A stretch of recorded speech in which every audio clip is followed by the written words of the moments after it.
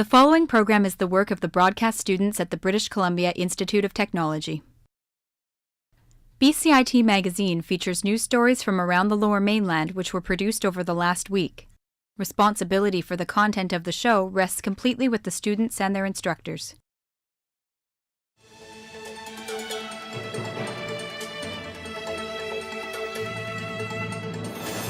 Today on BCIT magazine, RCMP officers in Surrey remember Constable David Wynn. City workers replaced trees that were wrongfully chopped down. And a local choir creates a safe singing environment.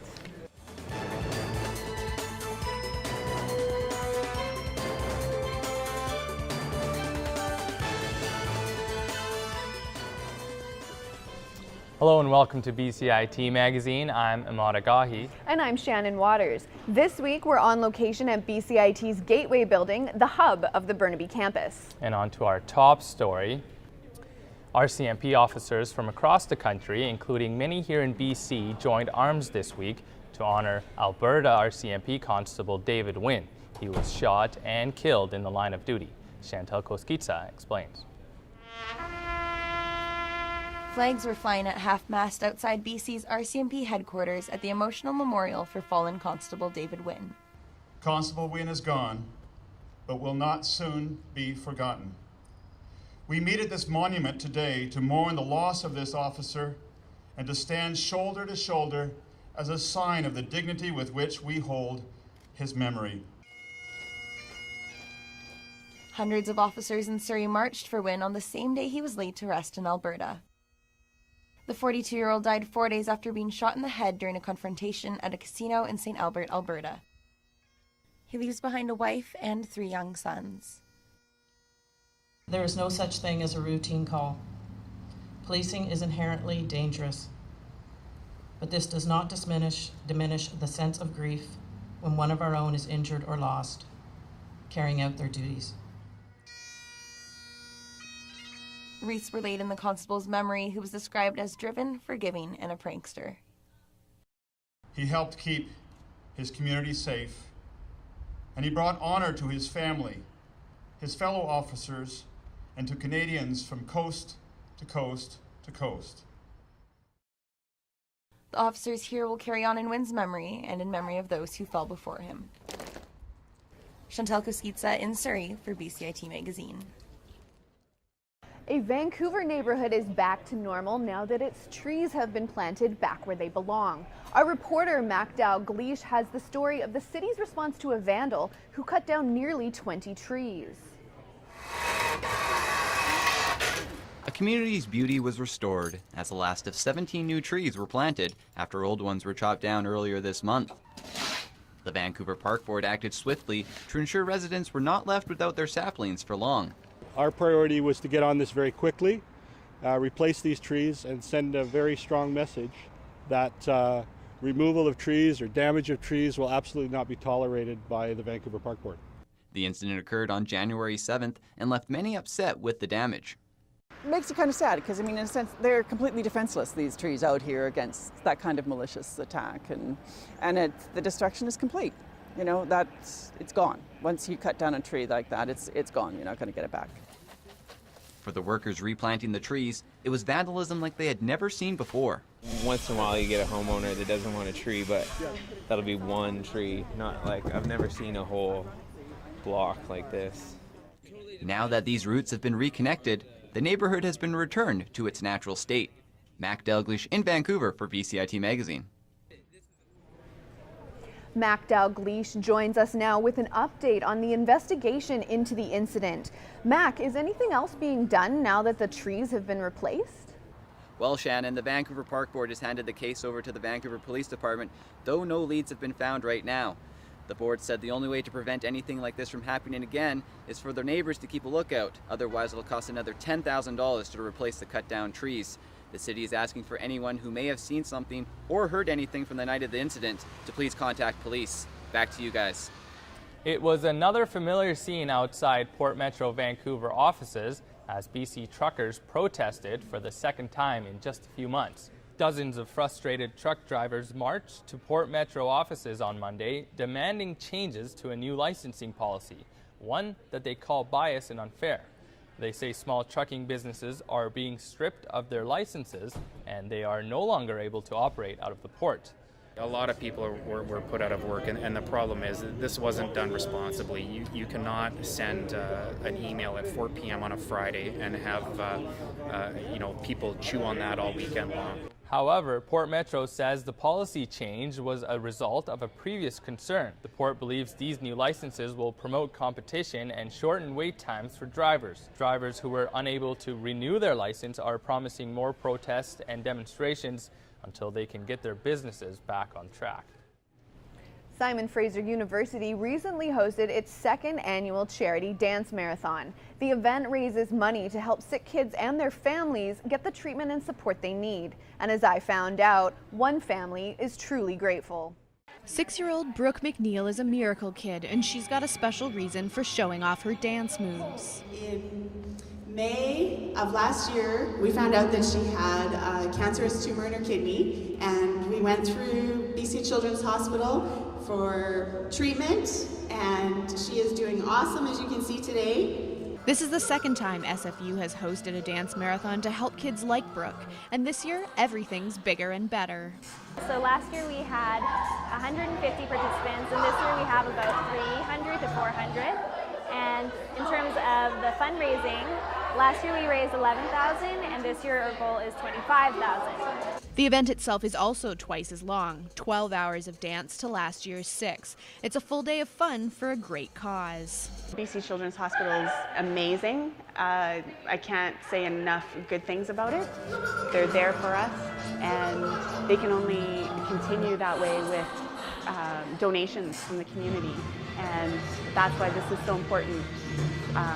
Every amount counts, and these guys have done an amazing job. I'm truly grateful for everything they do for all the kids. This year's event raised nearly $18,000, all of which will go directly to the BC Children's Hospital. For kids like Brooke, that money will make a big difference. Thank you for raising money for BC Children's. Shannon Waters in Burnaby for BCIT Magazine. Thank you very much for all. Coming up next on BCIT Magazine, BCIT students take part in the Western Engineering Competition. And a local spin instructor is inspiring positive change.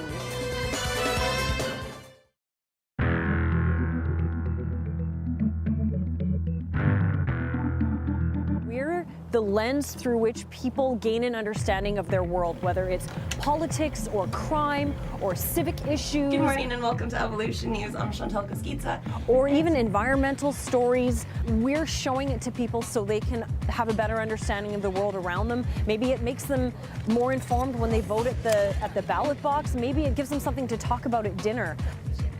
The language of broadcast is really specific. You have to be able to speak the language or no one takes you seriously. So from a technical standpoint, BCIT teaches you that language. Students want changes to parking prices and access to BCIT's Burnaby campus. And you can't navigate the industry without knowing technical terms. I'm here live at BCIT Burnaby campus, and I'm never bored at all. I'm meeting people and talking with them and telling their stories. A British media campaign called This Girl Can released a video last week that has gone viral. It encourages women to sweat, jiggle, and grunt while they work out and be proud of their bodies. Our reporter Zach Singer spoke with a Vancouver fitness coach who is helping women overcome their fitness fears. Good, look in the mirror together. Spin. It's a high-intensity, full-throttle workout, and if you're doing it right, you're dripping in sweat by the end of it. Ashley Ander is showing these women how to put the pedal to the metal, but for Ander and her fellow cyclists, it's not just a regular spin class. We turn the lights pretty much all the way down to a dim glow. There's candles at the front where the instructors sit, so it kind of takes that whole self-conscious mind out of it. It allows you to connect with your body, physically and emotionally. It's pretty normal for a guy like me to get out here, sweat, run, and even stink. But is it the same for women? Many would argue that it's not, and it's a mentality that the This Girl Can campaign is trying to change. For some women here in Vancouver, it can be challenging to feel comfortable working out. Sit it down. I've had many women tell me that they want to exercise.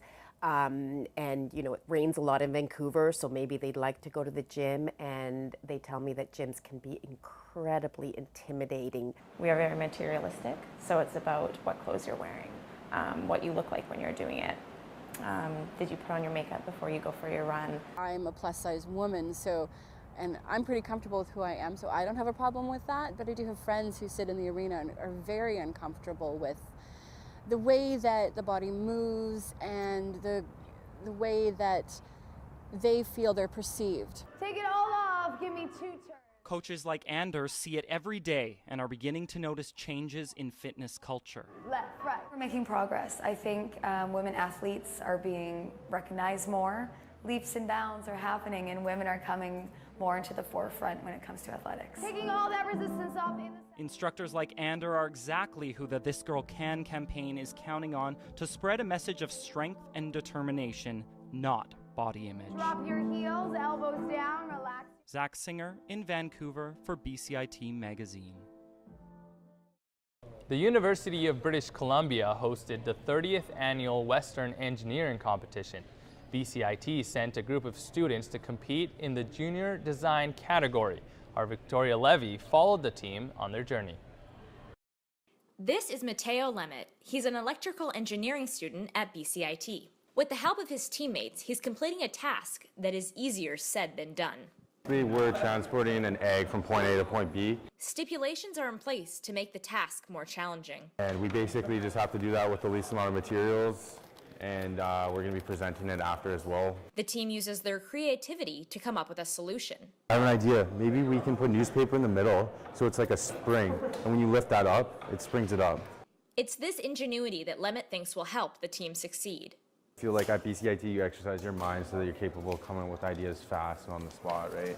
So this has nothing to do with electrical engineering, but the fact that we've been thinking a lot at school and putting in all those long hours, that allows us to come up with these ideas on the spot kind of thing. And teamwork is certainly a must. Here, like a little cup, when this lifts, it will pull the newspaper up like that, and the That's egg what I will was roll. thinking. Let's do that. Competitors had the whole morning to build their design. Then it was time to present to a room full of spectators and judges. My name is Matteo Limet. Next to me is our senior mechanical engineer, Colonel Alex Tivey, and to my far right is our safety representative, Dr. Skylar Zhang. The team had 2 chances to transport the egg from point A to B. And while they weren't successful in moving the egg, there's still a chance they will place at the awards ceremony. Victoria Levy at UBC for BCIT Magazine. Victoria now joins us with an update on the students' success. Victoria, what were the results? Hi, Ahmad. The team placed second overall, so while they weren't successful at transporting the egg from point A to B, the judges obviously appreciated something about their presentation, whether it be their creativity, ingenuity, or their overall presentation. And what's interesting to note is that only one of the 13 teams in the junior design competition were successful at moving the egg. So it just goes to show you that the judges look at a number of factors in these competitions. Back to you guys. Thanks, Victoria. The Walk for Memories is an annual event that raises money for Alzheimer's research, and this year, the city of Burnaby took part for the first time. Volunteers organized a walk around Burnaby Lake. All kinds of residents took to the trails, hoping to leave a footprint in the battle against Alzheimer's. To have the funds for research and development, we want to find a cure for this disease, and the more awareness that we raise, I think it is instrumental in providing solutions to some of the problems that people have. Just before the walk, Mayor Derek Corrigan proclaimed January Alzheimer's Awareness Month. Over the past 8 years, the Walk for Memories has raised over $4.6 million for the Alzheimer's Society of BC. Teenagers deal with enough stress in their lives. Now add the pressure of playing a high-level sport. Our reporter Jared Featherstone spoke with a sports psychologist about keeping young athletes level-headed when their world might be turning upside down. 81-82, I was dealing with the Vancouver Canucks when they went to the Stanley Cup that year against the New York Islanders. Saul Miller is one of the most well-respected sports psychologists in the world. He has worked with many professional teams, including the Vancouver Canucks, to improve their mental game. If the game is 70, 80, 90% mental, and that's what various professional athletes might tell you, then we better be doing something to train the mental side of things. Dealing with teenage athletes, however, is a slightly different process. I mean, my job as a sports psychologist isn't to convince them that they should play hockey at a high level or be an Olympian or what have you. It's given they come in and that's their interest, what can we do to help them to perform? Well, there has to be exercises that they can do to improve their focus, their emotional control, learn how to prepare themselves mentally, learn how to deal after a game with how to bring their energy down and refocus and reset for the next game. Jesse Leung, head coach of the Valley West Hawks in the BC Major Midget League, knows full well the benefits of good mental fitness. It's not how fast you skate, it's not how well you pass your stick handle, it's how well you can bring your best every game. And Saul does a tremendous job helping us with that. And many of Leung's young players agree. Yeah, it changes the way you look at the game. Like, even if you're down, there's always light in the game and you can fight your way back. He always referred to us, use your 5 guys as a unit, as a pack of wolves, and I think that's pretty cool. I think he helped a lot. I bought his book and I thought it was really helpful. While these players may not be pros yet, they could be on their way, thanks to the tools Miller has provided them. Go, another chance there to score! Jared Featherstone in Vancouver for BCIT Magazine. Well, you might not need a psychologist to take part in our next story, but singing can be terrifying for some. It's an art form that many reserve for the morning shower or the drive home from work. As Daniel Stevens discovers, some people are trying to create a more inclusive environment for the shy musician. The Silk Purse Arts Centre in West Vancouver is an intimate venue. On the Thursday nights, it's home to Impromptu's Drop-In Choir, which isn't your typical choir. The aim is for people that are not musical. I'm not at all musical, but I like to sing. And I tried a few choirs and I would either have to audition or be able to read music, and it's not going to happen. So, but I still like to sing. So then I discovered Matt, and he likes to help people sing, especially those that don't have musical experience. And so we've set this impromptu rock choir up. Yeah, that's it. There we go. We just did some harmony there. We've only been here for 5 minutes.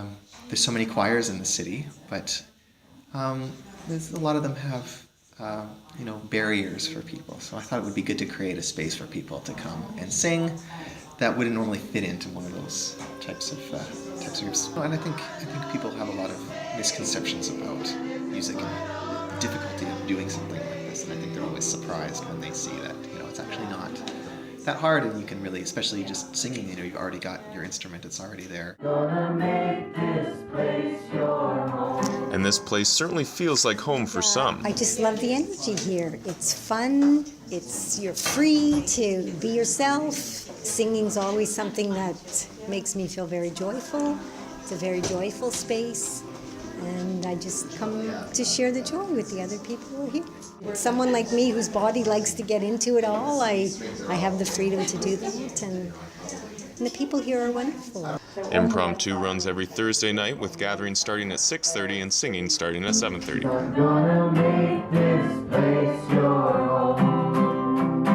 Daniel Stevens in West Vancouver for BCIT Magazine.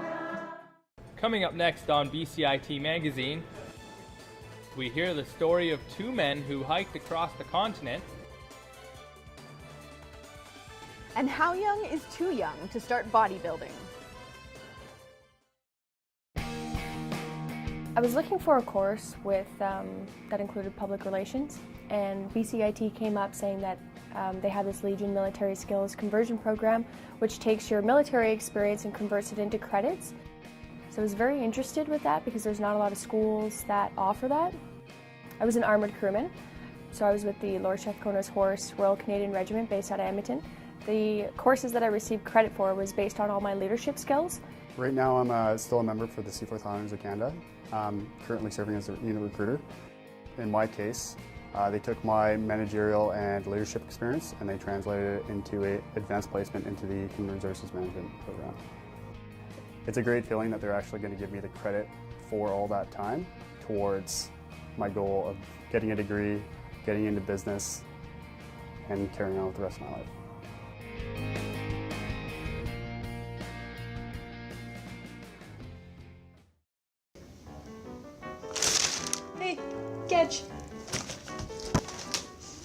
What? You know what? What, because it's the 49th Super Bowl this Sunday between Seattle and New England? Yeah, that's right. It's a little deflated, eh? Hey, think fast.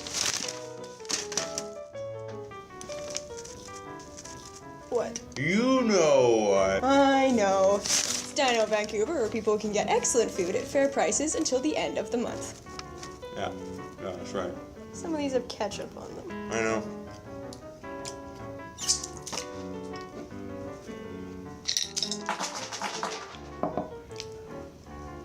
What? You know. I know it's Crushed Ice February 9th, where female athletes can come out and participate at the Richmond Oval for their chance to compete in the international tournament. That's right. That's right. At least have a towel or something.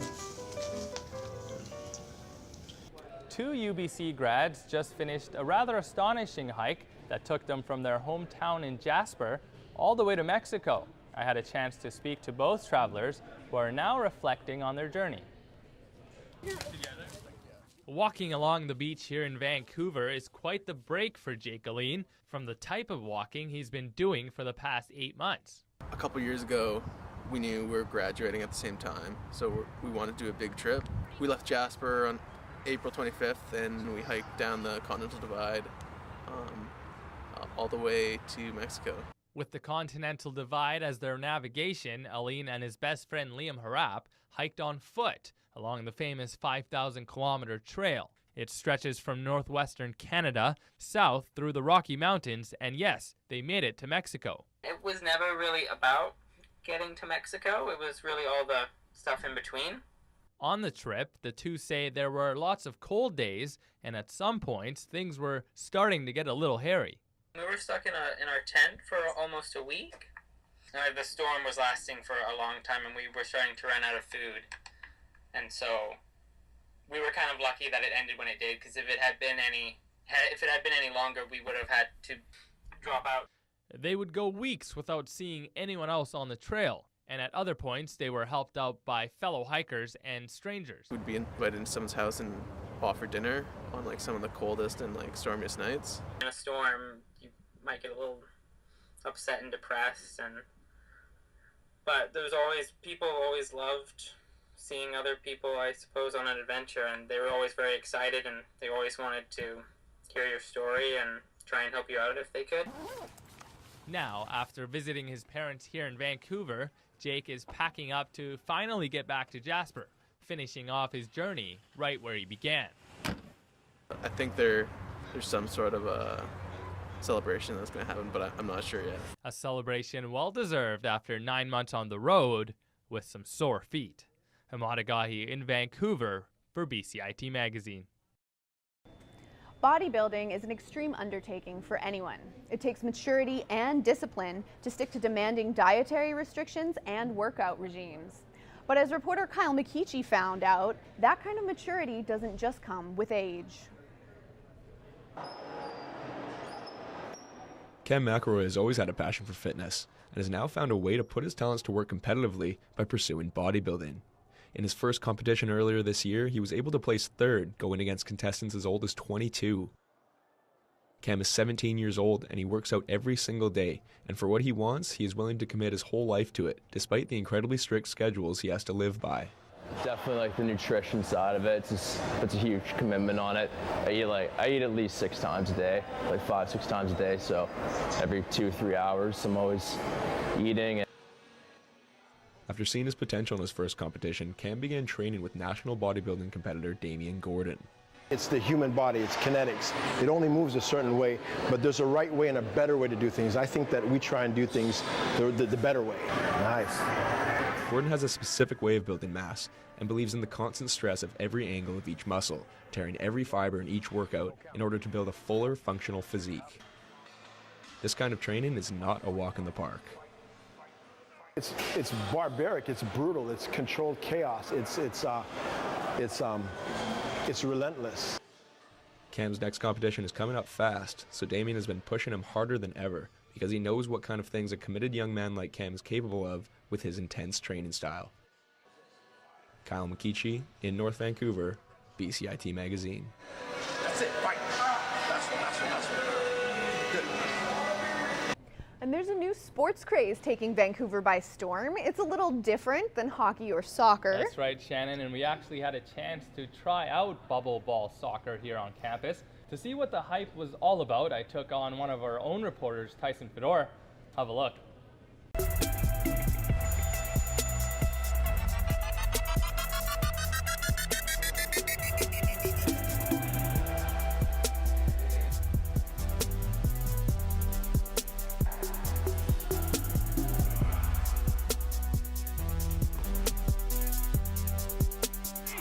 Within seconds.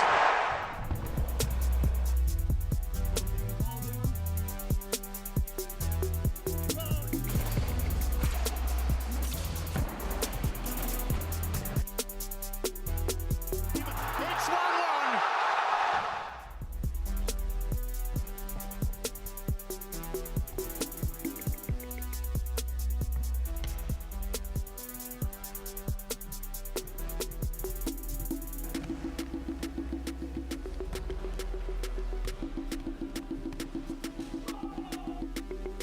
To have the cheek, the audacity, and the ability to finish it off like this, I'll take a bow, son. That's brilliant. Well, that looks like it was quite something. Yeah, well, it was fun. I enjoyed beating Tyson in the game, but overall, the hype, it's pretty fun, but I wouldn't, recommend it to anyone who doesn't like a contact sport. If you have any questions or comments about this program, please visit us online, bcit-broadcast.com or bcitbroadcastnews.ca. I'm Shannon Waters. And I'm Ahmad Agahi, and that was this week's BCIT magazine from the Gateway building here on the Burnaby campus. Try and get out and enjoy that sunshine while it lasts. Thanks for watching.